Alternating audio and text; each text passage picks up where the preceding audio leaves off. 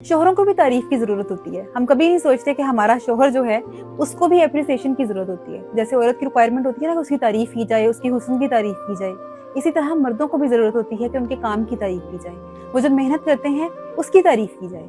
सारी बीवियों को ये लगता है कि इनकी तारीफ करके क्या मिलेगा, लेकिन आप अगर उनको अप्रिशिएट करती हैं, उनका साथ देती हैं, उनकी तारीफ करते हैं, तो यकीन कीजिए वो कभी भी किसी औरत की तरफ मुतवज्जे नहीं होंगे।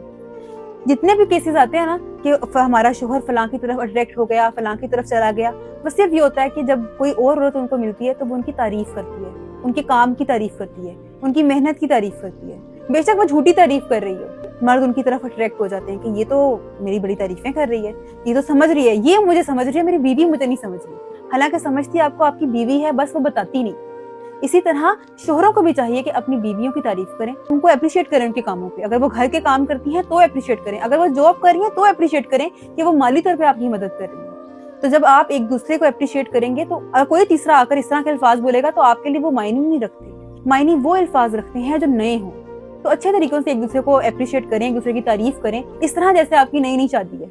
अगर आप चाहते हैं कि आपका पार्टनर किसी और की तरफ अट्रैक्ट ना हो तो उनको वैसे ही ट्रीट करें जैसे शादी के शुरू के दिनों में ट्रीट कर रहे थे।